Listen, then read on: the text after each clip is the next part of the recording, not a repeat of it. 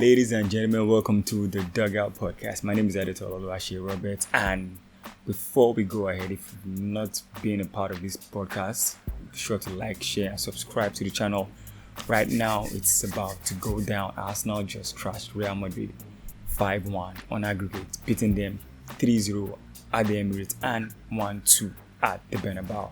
All that talk of we're gonna seal the Bernabeu, we're gonna seal the Bernabeu, we're gonna make the atmosphere intimidating, we're gonna do this, we're gonna do that, Ramontada, Ramonjago, all the talk of we're gonna have a comeback of the ages in 40 years.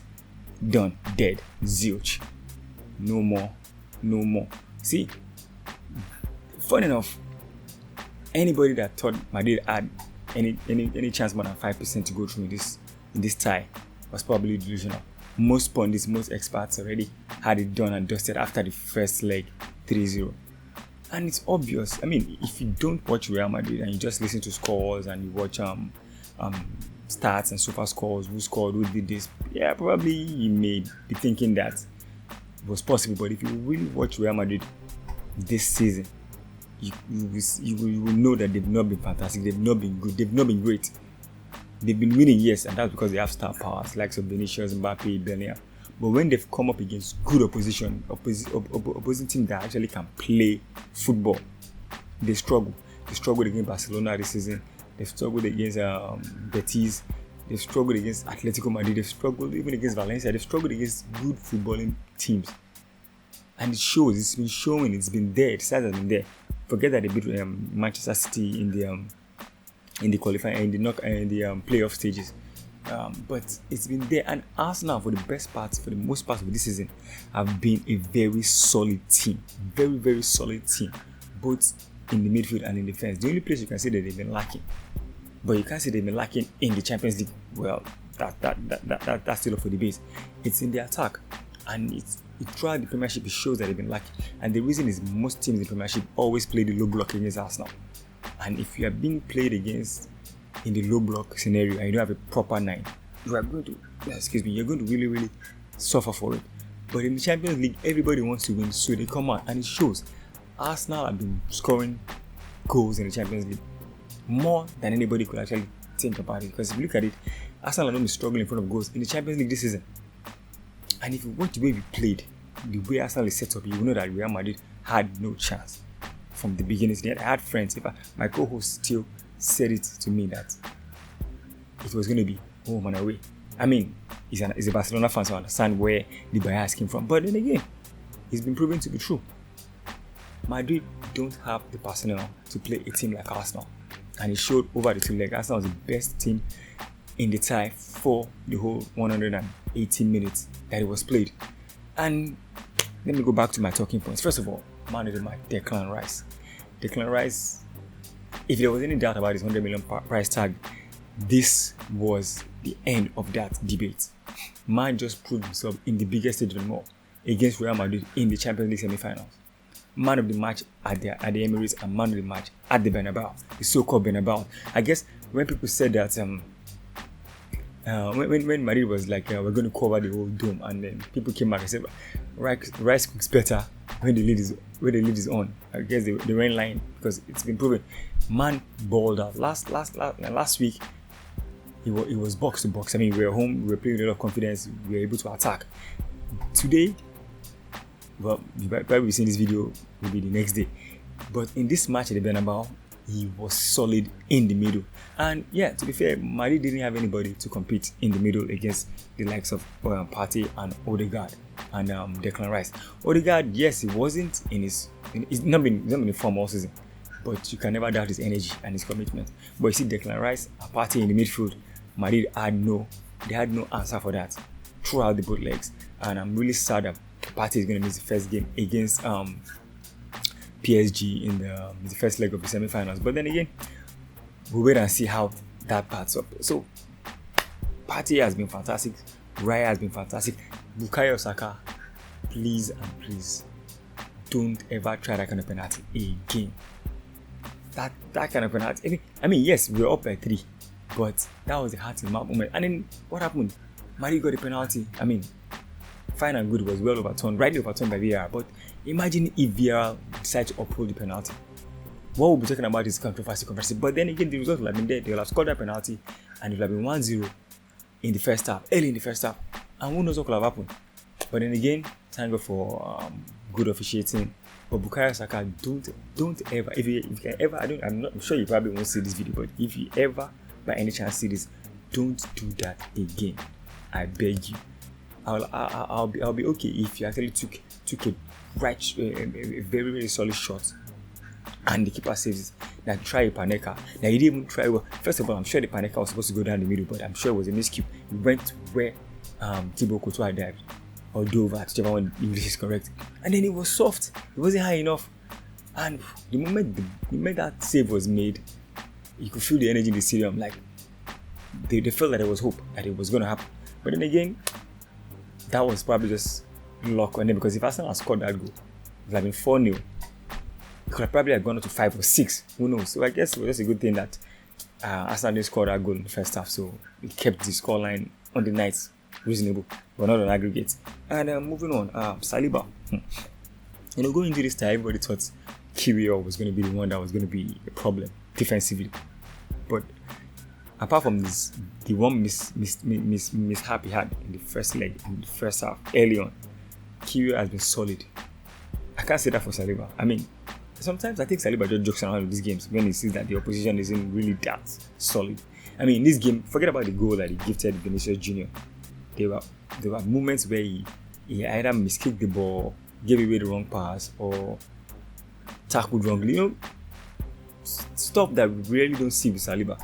He did it throughout this second leg. But then again, I guess if you're 3 goals up against Real Madrid, against this Real Madrid, I guess you can take chances and take risks. And the way Vinicius Jr. was celebrating that goal, like he was on, like man, someone tweeted that man didn't know that they were down by 3 goals because it was 4-1, and you were all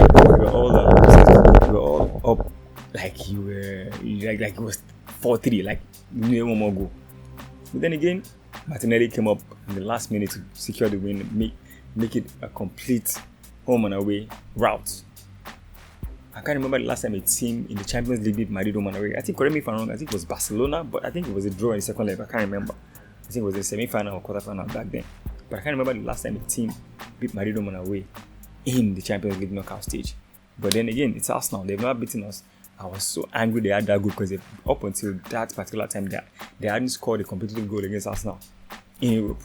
But then again, it happens, and all the talk about the Madrid atmosphere, the whole stadium was full, the outside was packed, they were going to get the guard of honor from their youth team, everybody, all the talk of Ramontada. That was, in fact, the only thing you could hear after the first leg was Ramontada, Ramontada, Ramontada. I heard it in all different languages, in English, in Spanish, in Portuguese, in Japanese. I heard Ramontada more than I heard my daughter's name this week. That's crazy. But then again, I guess you have to do anything to psych your players, to psych the team, to psych the crowd, psych everybody, to give yourself a chance to qualify. I mean, the thing is that the fact that they were all about this Ramontada, the more they kept on talking about this Madrid comeback, it just shows that they knew that they were desperate, that they had no chance. But they were just throwing everything like kitchen sink at it, just like what Ancelotti did with the substitution he had. He just threw the kitchen sink at it at that time, around 60-something minutes. Because at that point, there was no hope. You had to do something. He brought in all the attackers, removed all the midfielders, and I mean, the moment he did that, I knew that was the end of the game, because they were only going to be launching the balls, and Arsenal was going to dominate in the midfield, and it showed. And then, honestly, if you ask me, Madrid set themselves up for this, because I mean, maybe not Madrid per se, but I mean the rival fans, also Arsenal haters there, the Chelsea, the Man U's, and then some Madrid fans also, and then some Barcelona fans too, closer Barcelona fans that still don't like Arsenal also. They actually helped set the scene up for Madrid, because the way they were talking about it, like when they played Manchester City, when they were able to score 2 goals in 2 minutes to take the game to extra time and eventually win it, there wasn't all this talk. When they played Chelsea, there wasn't all this talk. When they played Liverpool also, Same thing. But all of a sudden they're playing Arsenal and everybody's talking about Ramontada, like they're going to come back and everything. I like, why? I mean, everybody think, because what rival fans always say is that how many Champions League do you have? You're a small club in Europe. So why all this? Why all the fuss? Because they set themselves up. Because now everybody, like the whole internet is buzzing. Now every Arsenal fan I know is calling Real Madrid the B word. Like they are RB. That's what it is right now, because this was a humbling. And let's be serious. Let's be real. If you've been following this Madrid team, there was no way they were going to be this Arsenal team. This Arsenal team is set up for competitions like the Champions League. And I've been saying it on this channel, and I keep saying it, that there is a high chance right now that this Arsenal team can win this Champions League this season, so long as there is no freak injury to any other player anymore. Because first of all, this is a team that rarely concedes 2 goals, has not conceded 3 goals in over 2 years, rarely concede goals generally, and they're very solid in the midfield and in the defense. The only where they have problems is in the attack, and I put that in quote because in Europe that has not been a problem. So this team is set up to play competitive Champions League football. Look at the record in the Premiership. Arsenal has so many draws that if you turn 5 of those draws into victories, they'll be right behind Liverpool right now. Just 5. And they have like 9 or 10 draws.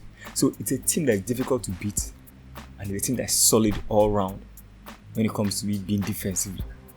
Good goalkeeper, good defense. Talking about defense, Timber and Lewis Kelly. Those 2 players were fantastic today. They were on point. They were on their game. They had their A game on. They had one of the best performances away from home in the Champions League this season. If you didn't know Lewis Kelly before, you would not believe he's 18 years old. And Timber, wow. It's like that 1 year of rest he had last season was a blessing, because we are really enjoying him right now in Europe, which is one of the reasons why we went out to get a player like him. Right now, I don't even think Calafiori gets back into this team whenever he's fit. I don't think so. Lewis Kelly has that position on lock. And the good thing is that this same Lewis Kelly can play in the midfield. So, depending on what Arteta believes, we may see Lewis Kelly in the midfield for Partey in the semi-final game against PSG. That's if Calafiori is back fit, or if you have someone who can play left back, depending on what the gaffer wants to do. Right now, he can do no wrong in my eyes. And moving on. Partey missing the next game is definitely a blow, but I think as now we have enough cover. I mean, against a team like PSG, we have enough cover for that. We just need to be solid away from home. Keep it close. Keep the side very close. If you can nick a win there, fine. If you can keep it close, try and not lose, and then bring the tie to the Emirates. There are no more away goals, which is one of the best decisions UEFA has done in the European tournaments proper. Away goals to me has always been a cheat code for most teams. Right now, it's a balanced game. You score more than me and you win. End of story. And finally, haters now will have to shut it. We've had a week of them trying to psychologically break us down, like we're going to lose, we're going to concede 4 against Madrid, we're going to concede 5, this is that. Now haters now will have to eat the humble pie. Yes, they have to eat the humble pie. I'm going to go online right now to watch all the hit watch compilations and see how we feel, because it's no longer hit watch, it's called failed hit watch, because they've been having this hit watch against Arsenal for a long time. Now it's failed hit watch. Go and watch the likes of Sam, the likes of what's his name again, Expressions, and the likes online. They like doing the hit watch. I mean, the first leg they actually thought that Madrid was going to beat Arsenal in the Emirates. They're all quiet now. It's all crickets all over the place. The thing I always say is that Arsenal, with what they were able to achieve back in the day, is the reason why the fan base is so heated. The unbeaten season, us feeling invincibles. Yes, Arsenal fans are guilty of boasting about it. And then rival fans started hating us so much for it that we became intolerable to them, and then they became intolerable to us. Now, it has gone to a point where you better just pray we don't win the Champions League this season or the next, or whenever we do, because no matter when we do, whenever Arsenal win the Champions League, because it's a question of when, not if. Whenever Arsenal win the Champions League, it's over for all you on the internet. Remember to like, share, and subscribe to the channel. Make sure you stay tuned, stay with us. We're going to be bringing you different content, different exciting news, and also giveaways are coming very soon. You like this face cap I'm wearing, we're about to go on a giveaway tour, and it might then be maybe when I start getting the Champions League final, maybe we ask you to predict score and win. Who knows? We never can tell. But until then, peace out.